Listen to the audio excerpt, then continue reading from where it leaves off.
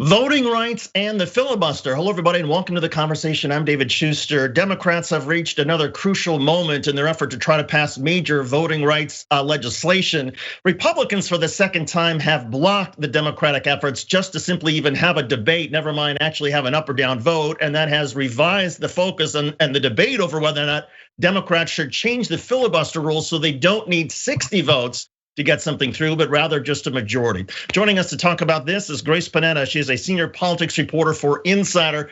Grace, thanks for being with us. What's the temperature in Capitol Hill among the Democrats for changing the filibuster right now? Yeah, it's a really great question. Obviously, efforts to reform the filibuster have taken a backseat to everything else going on Capitol Hill with passing President Biden's economic agenda. There are quite a few members of the Democratic caucus. I would say most are probably open to some form of filibuster reform. There are some that are way more vocal on it than others. But of course, we have the two main holdout senators, Joe Manchin and Kyrsten Sinema, who have expressed opposition to changing the filibuster threshold in its current form. But we might see some changes to that with regards to the upcoming fight over the debt ceiling. So things are a little bit in flux right now. You mentioned Joe Manchin. He suggested, hey, look, give me a chance at changing some of the voting rights legislation. Let me see if I can get some Republicans on board with my proposals. Democrats said fine, and he couldn't get a single Republican. Were people surprised? Was Joe Manchin surprised? Senator Manchin may have been surprised. I was not surprised at all. That piece of legislation, the Freedom to Vote Act, was described as a compromise bill, but it was really a compromise with Manchin and the other Democratic senators. Republicans were not really involved in the drafting of that bill. They weren't, involved in the process. So it was not surprising at all to me that none would get on board. It was still a very large, sweeping bill with huge expansions of voting opportunities and changes to campaign finance law. So to me, it was not surprising, but Manchin has a strongly held view that this kind of reform should be bipartisan. Any suggestion that Manchin, based on his own experience now trying to get Republican support, may have moved a little bit towards the other Democrats on filibuster reform? Not that I've seen so far. Again, of course, just because everything regarding the reconciliation bill has been really dominating the focus on the Hill, but I haven't seen any indication of that. His position in response to the suggestion that the filibuster threshold should be lowered specifically for voting rights legislation is, that'll come back to bite us when we're in the minority and Republicans are in control. And I haven't seen any indication that he's changed his position on that. You mentioned, of course, the reconciliation bill and how much oxygen that's taking up right now, but it does seem like once the Democrats get through this, get through the reconciliation, then of course voting rights will be top of their agenda. They're so outraged by some of the state legislatures and what they have done. Is there any room for creativity? And the reason I ask this is I've seen some people say, look, maybe for voting rights, instead of focusing on what it takes to override a filibuster, that is 60 votes, maybe you put the burden on people who want to sustain it and say, okay, Republicans, if you want to sustain a filibuster, you have to have 39, 40, whatever the number is, of senators literally in the chamber and actually doing the filibuster in order to keep this going.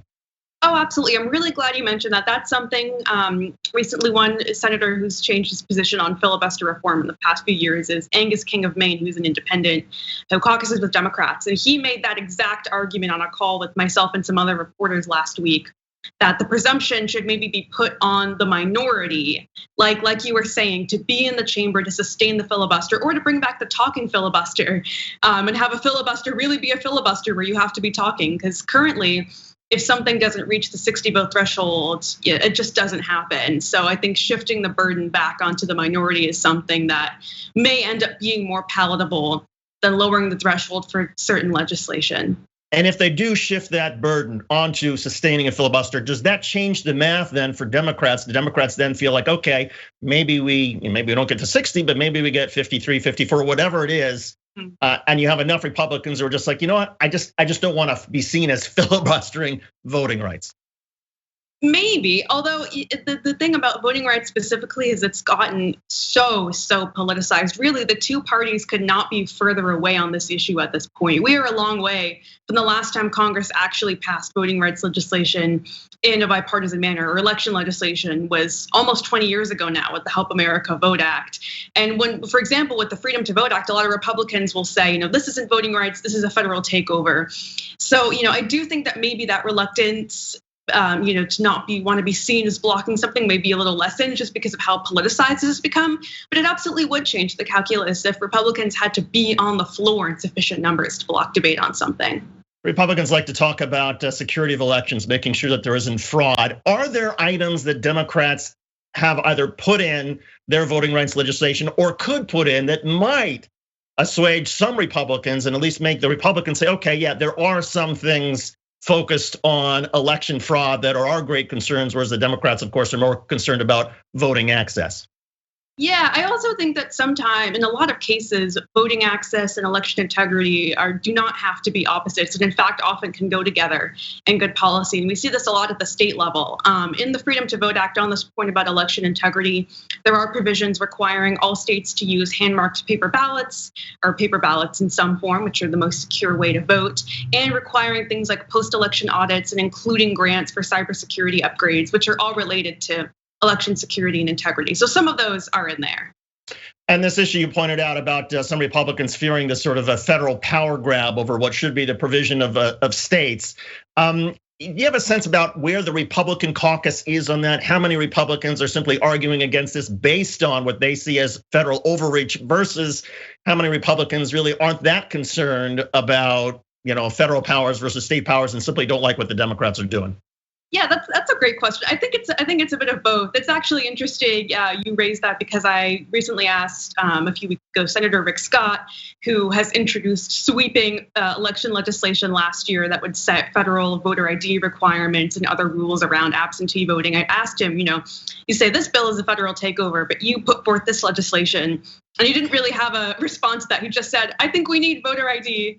And that was the extent of it. So I think some of it is, maybe genuine concern about federal overreach, but at the same time, I think it's also just the politicization of this issue and Republicans, having very, very different views on this than their Democratic counterparts. And then back to the filibuster. If Democrats do enact some sort of filibuster reform, is it possible for Democrats to simply carve out filibuster reform simply for voting rights, just as the Republicans carved out a sort of change in the filibuster for federal judicial nominees?